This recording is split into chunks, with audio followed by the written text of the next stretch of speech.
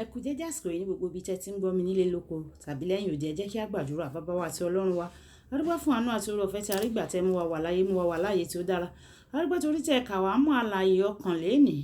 A dúpẹ́ nítorí ẹ jẹ́ ká rí ọjọ́ ajé kìíní nínú oṣù ìkeje.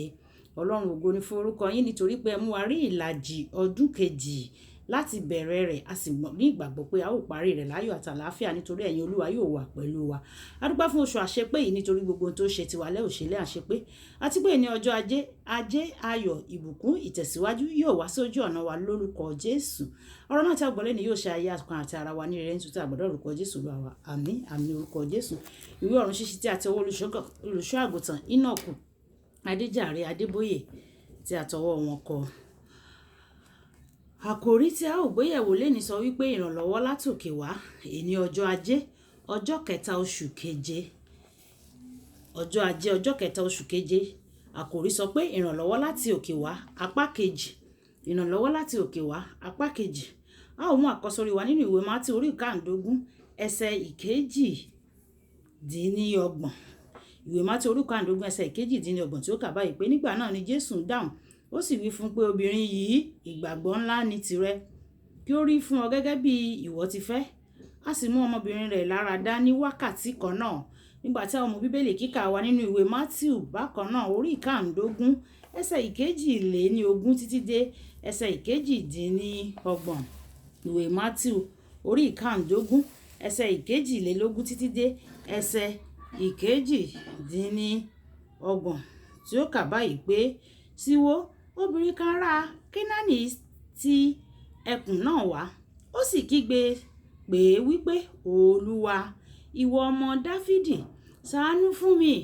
Ọmọbìnrin mi ní ẹ̀mí èṣù tí ó ń dá a lóró gidigidi. Ṣùgbọ́n kò dá a lóhùn ọ̀rọ̀ kan o.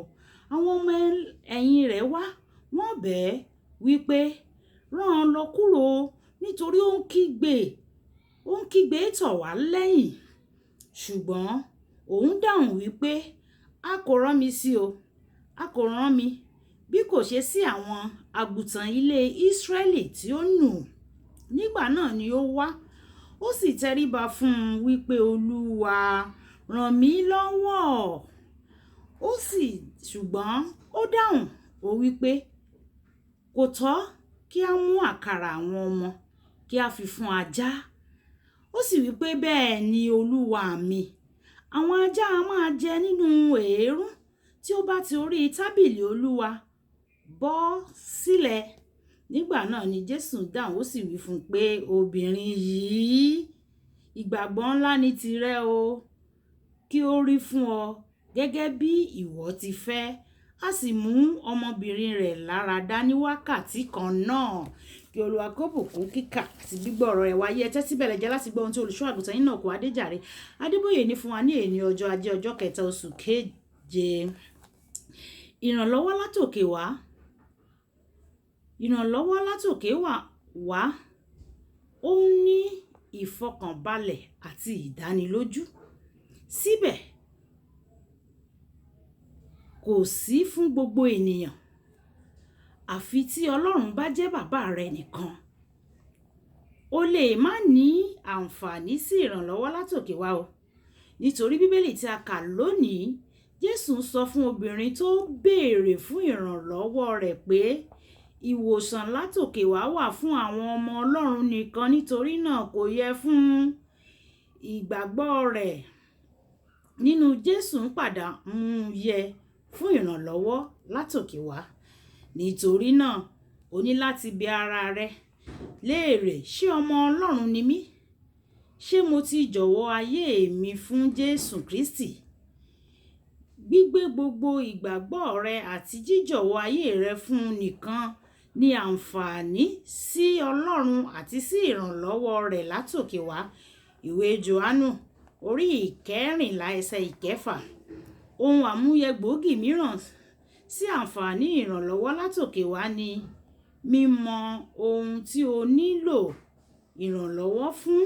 Ohun tí obìnrin tó wà nínú ẹsẹ̀ bíbélì tí a kà lónìí fẹ́ yé yéké.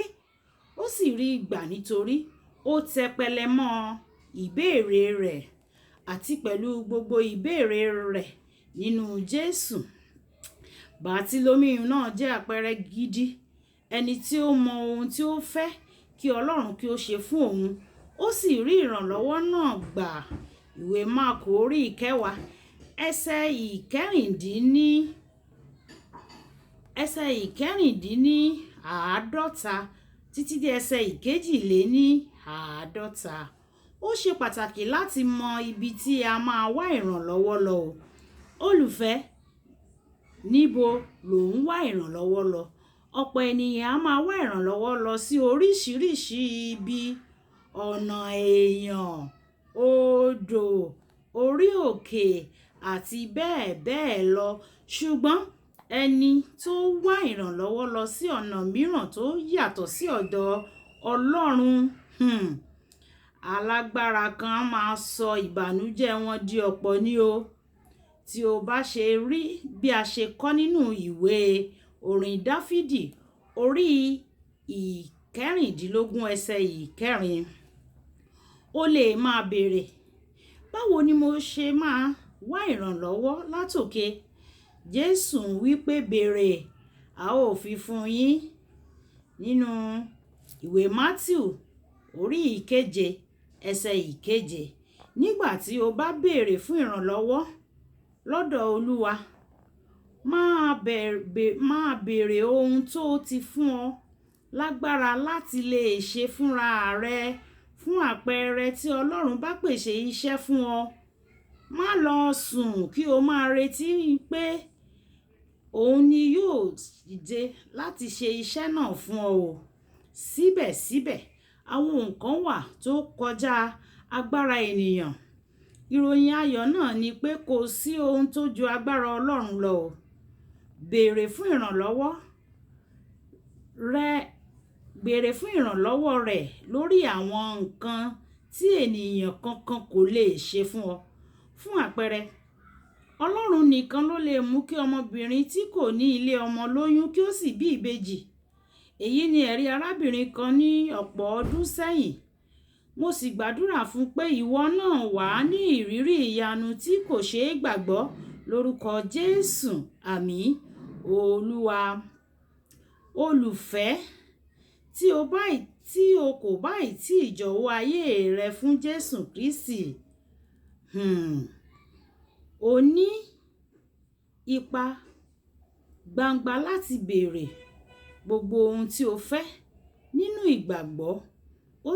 O ní ipa gbangba láti béèrè ohun tí o fẹ́ nínú ìgbàgbọ́, ó sì máa ṣe wọ́n fún ọ gẹ́gẹ́ bí ìfẹ́ rẹ o.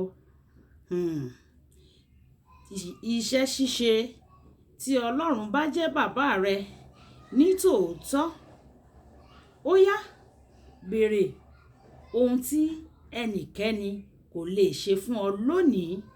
Tí Ọlọ́run bá jẹ́ bàbá rẹ ní tòótọ́, béèrè ohun tí ẹnikẹ́ni kò lè ṣe fún ọ lónìí. Kí Olúwa kí ó ṣàánú fún wa. Oore ọ̀fẹ́ láti dìímú àti láti dìímú gẹ́gẹ́ bí bàbá, kí Olúwa kó yọ̀ǹda rẹ̀ fún wa. Ibi tí a ó ti fi àdàgbà ọ̀run ṣíṣe kíkà ti èyí sí leléyìí, nígbà tí a ó tún máa pàdé ní ọ̀la. Olúwabùkọ́lá Ayako ni o. Ó dàbọ̀.